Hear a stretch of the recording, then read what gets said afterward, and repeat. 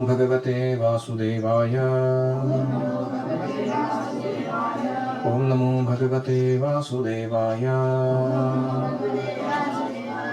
ओम नमो भगवते वासुदेवाय। हरे कृष्णा। आज हम शुरू करने जा रहे हैं 10वां अध्याय श्रीमद् भगवद गीता। डीबो congratulation for completing half Bhagavad Gita. 9 अध्याय पूरे हो गए। अभी 10वां अध्याय बहुत महत्वपूर्ण है।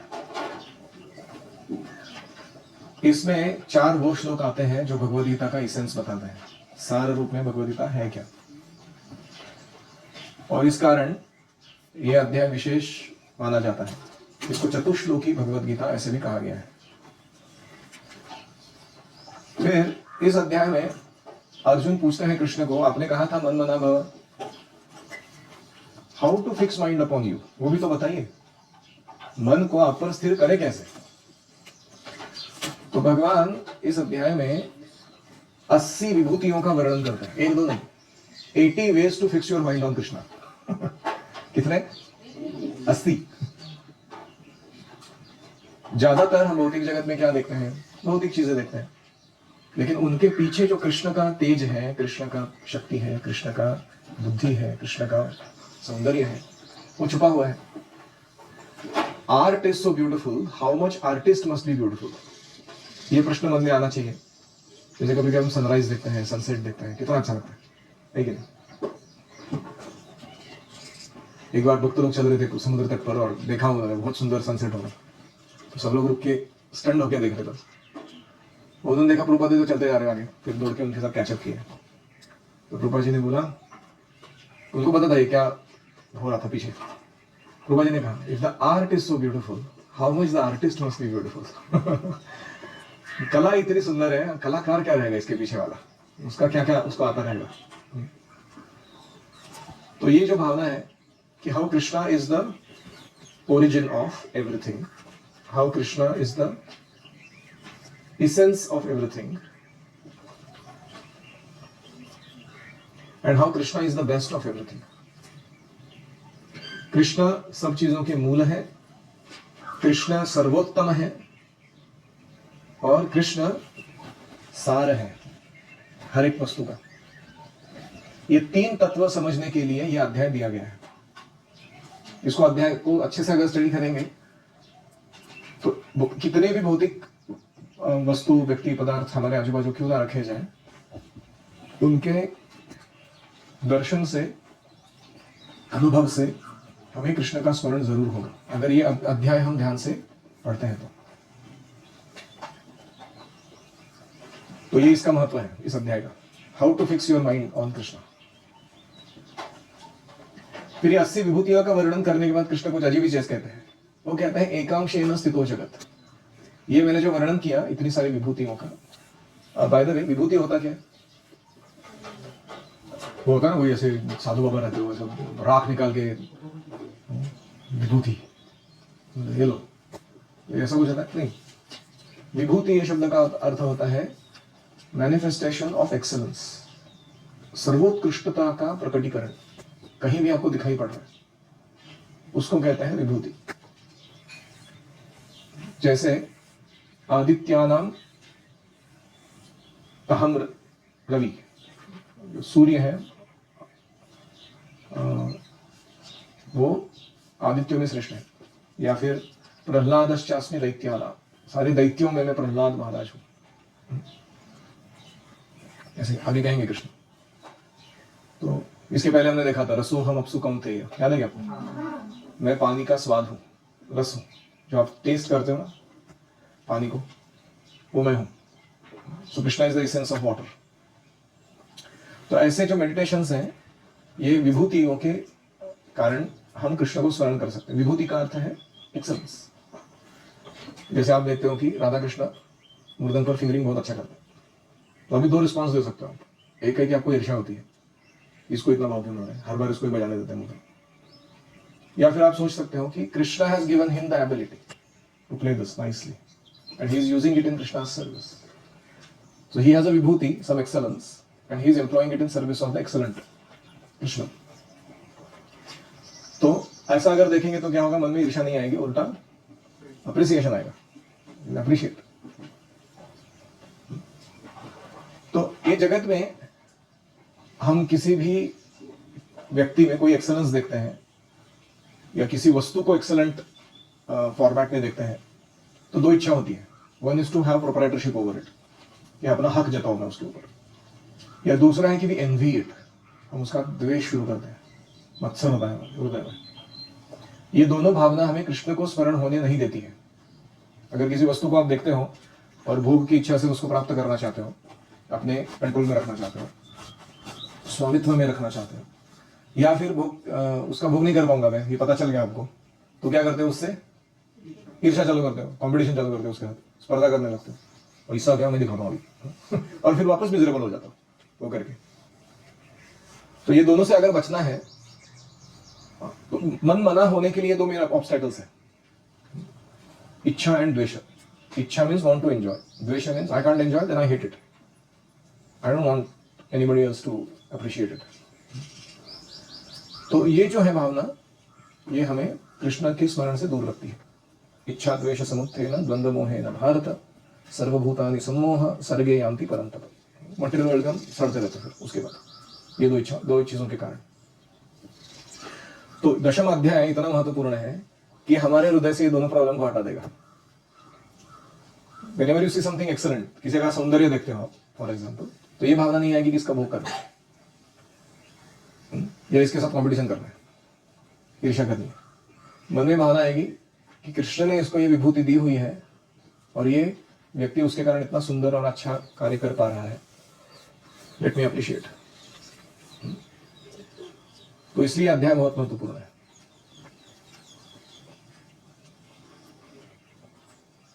और भगवान कहते हैं कि ये अध्याय सुनने से क्या होगा,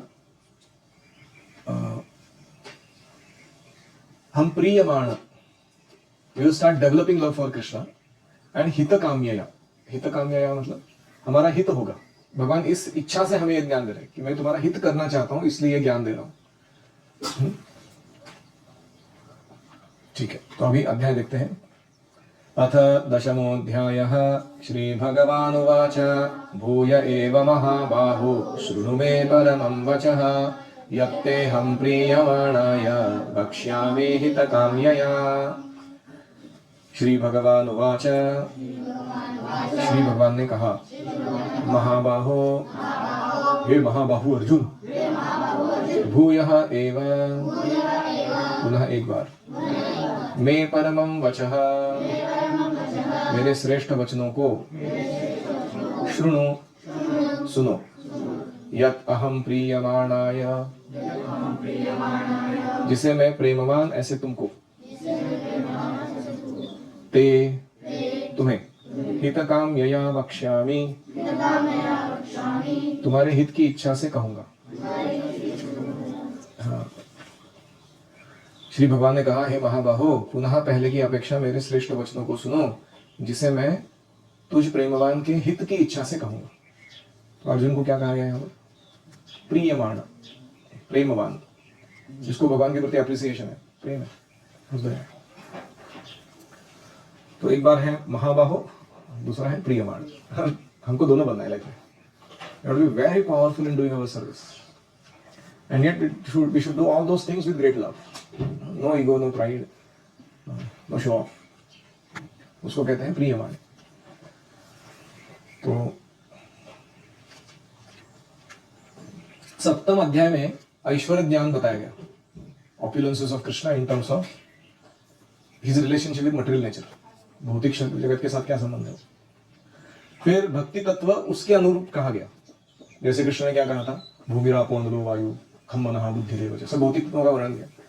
मैं भिन्ना प्रकृति रष्टता, ये मेरी सेपरेटेड एनर्जी है। तो ऐसे तत्वों को बताया गया था जिससे कृष्ण के प्रति आकर्षण उत्पन्न हो। अभी ये इंस्ट्रक्शन से ऊपर था 8th चैप्टर। 8th चैप्टर में क्या चल रहा था, कृष्ण ने कहा कि we are not supposed to deal so much with the matter as much as we are supposed to deal with consciousness. तो योगी जन किसके साथ खेल करते रहते हैं? जो इंटरनल अंतरंग है ना, बहिरंग जो चीजें उसके साथ नहीं उलझते हो, दे इंट्रापर्सनल, जिसको कहेंगे कि मन बुद्धि अहंकार के साथ जो खेल चल रहा है वो सूक्ष्म स्तर पर वो चलता रहता है, वो योगी है। फिर योग मिश्रित भक्ति का वर्णन हो गया। फिर 9वां अध्याय में क्या हो गया, बोला कि ये ज्ञान मिश्रित योग मिश्रित दोनों छोड़ो, तुम कहाँ पे आ जाओ, शुद्ध भक्ति। राज विद्या राजगुह्यम पवित्रम इदम उत्तमम, ये सुपीरियर नॉलेज में दे रहा हूं तुमको। अभी तुम क्या करो, डोंट ग्रॉस मैटर में उलझो मत, सटल मैटर में उलझो मत, अपने कॉन्शियसनेस के साथ भी ज्यादा उलझो मत, मेरे साथ उलझो। You directly get in connect with me और मेरी ओर से इन सब चीजों को हैंडल करो। तो इसलिए उसको क्या कहा गया था, राज विद्या, टॉप मोस्ट नॉलेज, राजगुह्यम, वेरी सीक्रेट, टॉप सीक्रेट। अभी कह रहे हैं भगवान उससे भी अच्छा देता हूं, नेक्स्ट लेवल। अभी कोई पूछेगा ये क्या होता है, हाँ? तो एक रहस्य है कि कृष्ण का आराध्यत्व, मतलब कृष्ण कैसे आराधनीय है, वर्शिपेबल है, इस पर गौर किया गया था। लेकिन अभी कृष्ण अपने बारे में ऐसा कुछ वर्णन करने जा रहे हैं जिससे क्या होगा, जो कृष्ण से ऑलरेडी प्रेम करता है उसका आनंद वर्धन होगा। He will start experiencing great ecstasy। आप देखोगे अर्जुन इसका एंड में क्या बोलते हैं अध्याय के, ये सब सुनने के बाद देखो, आप जिससे प्रेम करते हो ना उसके बारे में सुनना आपको बहुत अच्छा लगता है। और कृष्ण अभी तक ज्यादा अपने बारे में नहीं बोले थे, अभी वो बोलेंगे। और इसलिए वो इस नॉलेज को क्या कह रहे हैं, भूय एव, more than what I have explained earlier, उससे भी बढ़कर मैं बताऊंगा इस ज्ञान को।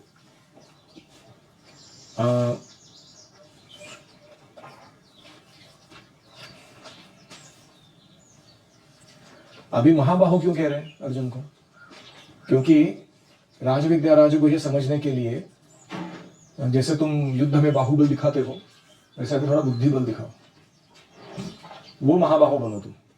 क्योंकि ये नॉलेज समझना थोड़ा सूक्ष्म है और इसके लिए जो बुद्धि चाहिए, उसका बल चाहिए, वो भी प्रदर्शित करो, इसलिए महाबाहु कृष्ण कह रहे हैं। और अगेन द वर्ड श्रृणु, पहले भी क्या था 7वें अध्याय में, असंशयम समग्रम यथा ज्ञास्यसि तच्छृणु। कुछ करना नहीं है, शांति से बैठ के सुनना है, सब कुछ, तीनों चीज प्राप्त होगा, ज्ञान विज्ञान सहितम। You will get theoretical and realised knowledge, applied knowledge, just by sitting and hearing nicely. तो ये हुआ इसका अर्थ।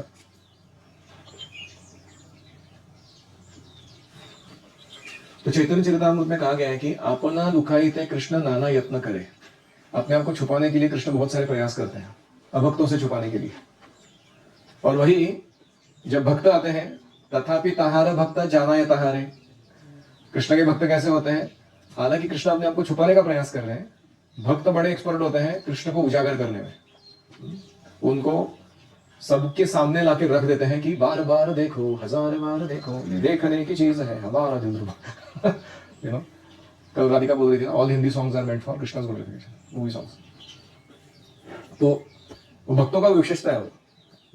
जैसे चैतन्य महाप्रभु स्वयं को छुपाने के लिए प्रयास किए, लेकिन उनके भक्तों ने उनके तत्वों को उजागर कर दिया सबके सामने।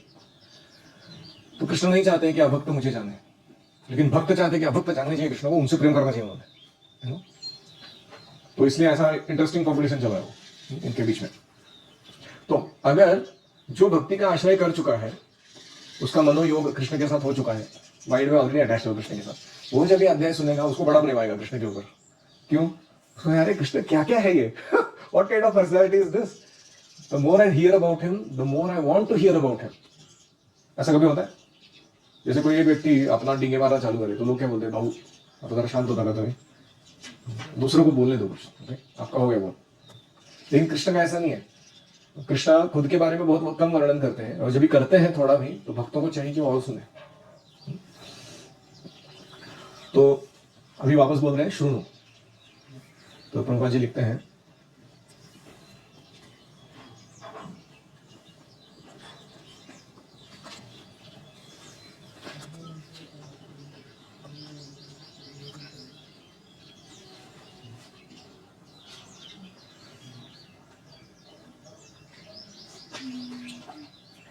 भगवान ने कहा, हे महाबाहु अर्जुन, और आगे सुनो, क्योंकि तुम मेरे प्रिय सखा हो, अतः मैं तुम्हारे लाभ के लिए ऐसा ज्ञान प्रदान करूंगा जो अभी तक मेरे बताए गए बताए गए ज्ञान से श्रेष्ठ होगा।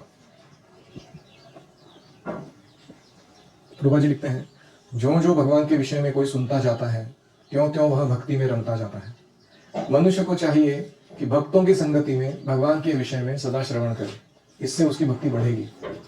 भक्तों के समाज में ऐसी चर्चाएं केवल उन लोगों के बीच में हो सकती हैं जो सचमुच कृष्ण भावना के लिए उत्सुक हो। ऐसी चर्चाओं में अन्य लोग भाग नहीं ले सकते, इसीलिए क्लास में वो बैठ नहीं सकता जो कृष्ण से द्वेष करता है। क्लास में वो सुन नहीं सकता जिसको अपना गुणगान सुनना ज्यादा अच्छा लगता है। उसको ये पॉइजन जैसा लगता है, क्या कृष्ण कृष्ण कृष्ण कर रहे हो तुम लोग, बजा बंद करो, मेरा गुणगान सुना मेरे को।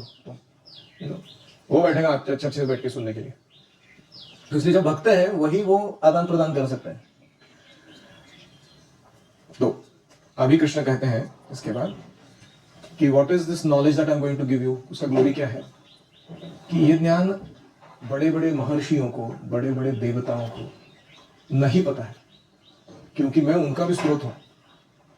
They can not know me fully, तो इसलिए उनको भी जब नहीं पता है मैं बताऊंगा।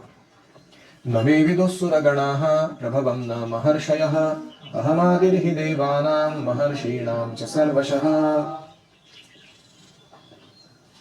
सुरगणाः देवतागण मे प्रभवं न विदुः, मेरे श्रेष्ठ जन्म वृत्तांत को नहीं जानते हैं। न महर्षयः, महर्षिगण भी नहीं जानते हैं। ही, क्योंकि अहम देवानां महर्षिणां च, मैं देवताओं का और महर्षियों का, सर्वशः आदि, सर्वतोभावेन आदि कारण हूं। देवतागण तथा महर्षिगण मेरे लीला प्रभाव अर्थात प्रपंच में आविर्भूत होने के तत्वों को नहीं जानते हैं, क्योंकि सभी प्रकार से मैं देवताओं और महर्षियों का आदि कारण हूं। रूपा जी का भाषांतर।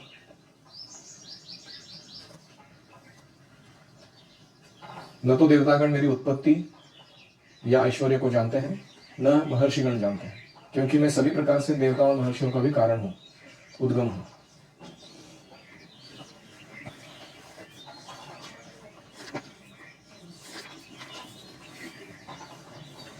तो it is not easy to know Krishna's opulences fully। कृष्ण के ऐश्वर्य को पूर्ण रूप से जानना मुश्किल है, इसलिए बताया जा रहा है Krishna how he is the mysterious origin of everything. Krishna कैसे गूढ़ उद्गम है सभी चीजों के। सभी मतलब कौन से सभी, ऐसा थोड़ी सभी चीजों को एक दो चार श्लोकों में वर्णन कर देगा। हाँ कर देंगे लोग, 2 से लेकर 7 श्लोकों में क्या आएगा, उन सभी चीजों का वर्णन होगा जो कृष्ण से आई है और कृष्ण उनके रहस्य में उद्गम है। तो इसलिए ये प्रिपरेशन चल रहा है कि कौन है कृष्ण। तो पहला उद्गम किसके हैं, कृष्ण देवता और महर्षियों के उद्गम है। यहां हमने देखा उद्गम मतलब समझते हो, सोर्स। इंग्लिश में कहते हैं सोर्स, हिंदी में कहते हैं उद्गम। तो क्योंकि महर्षि और देवतागण भी नहीं जान सकते तो हम कैसे जानेंगे, हम तो गधे मनुष्य ठहरे। तो by Krishna's mercy we can know. अगर कृष्ण कृपा दे देते हैं तो हम उनको जान पाएंगे, not by our material qualifications, हमारे भौतिक गुणवत्ता के कारण नहीं। जैसे कोई पुत्र है अपने पिता का स्रोत नहीं जान सकता जब तक पिता उसको रिवील नहीं करता, है कि नहीं। How do you know his your grandfather? Through our father, है कि नहीं। पिता अगर ना रिवील करते तो कैसे पता चलेगा।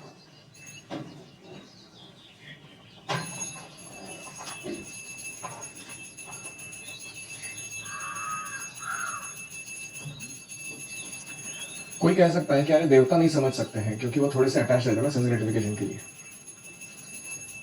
ऋषि मुनि तो जान सकते हैं ना कृष्ण को। कृष्ण कहते न महर्षय, न देवता न महर्षय।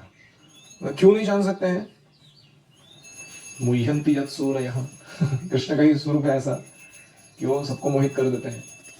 तो हमने 2 स्टोरीज देवताओं की सुनी है। पहला है इंद्र विमोहन लीला, दूसरी ही ब्रह्म विमोहन लीला। वर्णन तो विस्तार से नहीं करेंगे अभी, not a good thing to do.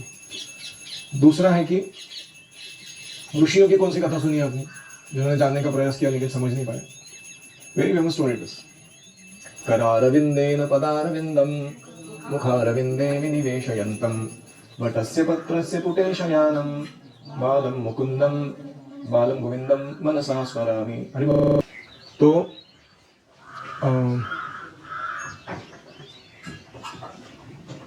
ये जो श्लोक है कि उस कृष्ण को मार्कंडेय ऋषि ने देखा जो वटवृक्ष के पत्र पर शयन कर रहे हैं, पत्ते पर, प्रलय के बीच में। और वो बच्चा जो है अपने ही अंगूठे को पैर के, अपने ही हाथों के द्वारा पकड़ के अपने मुंह में डाल के चूस रहा था। ऐसे बेबी कृष्ण को मार्कंडेय ऋषि ने देखा। तो मार्कंडेय ऋषि ने इच्छा व्यक्त की कि कृष्ण की ऑप्युलेंस, कृष्ण की माया शक्ति को जानना है मुझे। तो कृष्ण ने कहा ये बहुत डिफिकल्ट पूछा तुमने, झेल पाओगे ना? इस भाषा में पूछना था उनको। हाँ कह दिया उन्होंने। तो इतना भयंकर कांड हुआ उसके बाद मार्कंडेय ऋषि के साथ कि वो बहुत ही व्यथित हो गए। ऐसे कितने कल्पों तक वो अलग अलग प्रकार के प्रलय के, सृष्टि के उथल पुथल में अपना जीवन तहस नहस होते हुए अलग रूप से देखते रहे। फिर अंत में जब भगवान का स्मरण किए उस दुख के बीच में, तो वो उनको वो प्रलयकालीन जल शांत होकर वो बाल मुकुंद का दर्शन हुआ। तो वो जाके उनके सामने हाथ जोड़ ही रहे थे, तो जो छोटा सा बालक था उसने क्या किया, अपने मुख से उनको उठा के श्वास के द्वारा अपने पेट में डाल दिया। मार्कंडेय ऋषि भगवान के उदर में जाकर क्या देख रहे हैं, अनंत कोटि ब्रह्मांड देख रहे हैं। इधर घूम रहे हैं, उधर घूम रहे, देख रहे हैं, ये इतनी विशाल सृष्टि है भगवान के अंदर। और वो देख रहे हैं कि उस ब्रह्मांड के किसी एक कोने में बैठ के एक बालक, एक मार्कंडेय ऋषि को दर्शन दे रहा है। वो इतने बिल्डर हो गए सब देख के क्या चल रहा है एग्जैक्टली। हाउ कैन समबडी किसी के बेली में एंट्री मारने के बाद सब कुछ दिखाई पड़े, और उसमें वो दिखाई पड़े कि मैं किसी के बेली में एंट्री मार रहा हूँ वापस। फिर वो भगवान के लीला को परंपार जानते हुए सचेत हो गए कि नहीं, मैंने गलत प्रयास किया। This was not the way to do things. Krishna को जानने का प्रयास नहीं करना, कृष्ण को प्रेम करने का प्रयास करना। मैं जानने का प्रयास जो है असफल होने वाला है। कृष्ण को ये स्पायरोगायरा या अमीबा नहीं है, ऐसा माइक्रोस्कोप के नीचे देखे कैसा ही है, इसके कितने हाथ है, पैर है, क्या करता है, ये ऐसा देखने का चीज नहीं हो। हमारा क्या है, साइंटिफिक नॉलेज थोड़ा ज्यादा ही हो जाता है। मॉडर्न एजुकेशन के कारण हम ऐसे ही सब चीजों को समझना चाहते हैं। भक्त्या माम अभिजानाति, भक्ति करने से समझ में आएंगे कृष्ण कैसे, वरना नहीं समझ में आने वाला। तो इसलिए न मे विदु सुरगणाः न मे विदु महर्षयः, दोनों भी नहीं समझ सकते। और अहम आदिर्हि देवानां महर्षीणां च सर्वशः।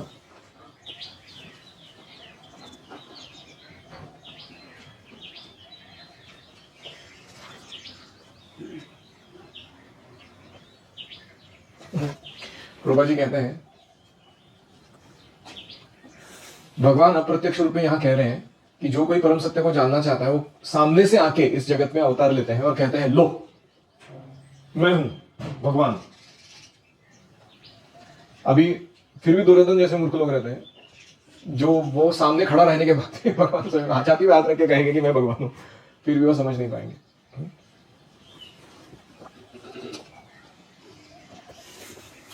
ज्यादातर लोग कृष्ण को उनके वास्तविक रूप में समझ नहीं पाते हैं, इसलिए भगवान अपनी अहेतु की कृपा से ऐसे चिंतकों पर दया दिखाने के लिए अवतरित होते हैं और भगवान अपने असामान्य कार्यकलाप प्रस्तुत करते हैं। भौतिक शक्ति का भी, आध्यात्मिक शक्ति का भी, दोनों का प्रकटीकरण कराते हैं, कितना पावर है मेरे पास।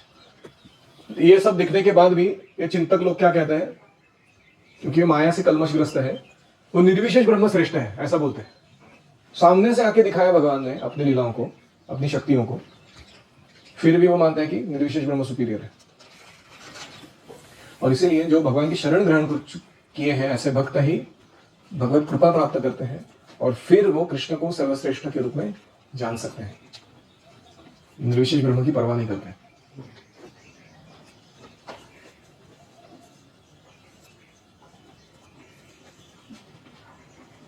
ठीक है, तो ये 2 श्लोक आज हमने देखे 10वें अध्याय के। मैं जस्ट समरी बता रहा हूँ। 9वें अध्याय के एंड में क्या कहा गया, मन मना फिक्स योर माइंड अपॉन। तो ऑब्वियसली प्रश्न क्या आता है, 82 opulences on which you can fix your mind, 82 विभूतियां जिनके ऊपर, ऐश्वर्यों के ऊपर आप मन स्थिर कर सकते हो। कृष्ण वर्णन करें how to remember Krishna when we see something opulent, beautiful and powerful. क्योंकि जैसे ही हम कोई चीज ऑप्युलेंट, ब्यूटीफुल, पावरफुल देखते हैं हम कृष्ण को भूल जाते हैं तो इसलिए यह अध्याय मदद करेगा। और तीसरा है कि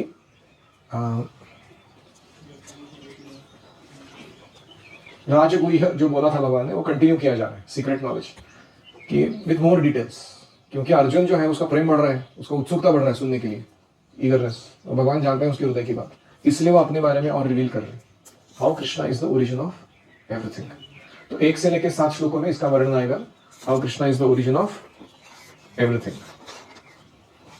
और फिर 8 से लेके 11 तक चतुश्लोक है भगवद गीता।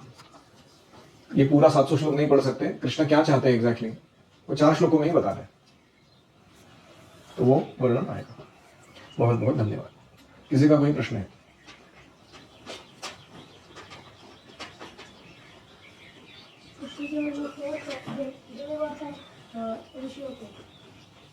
तो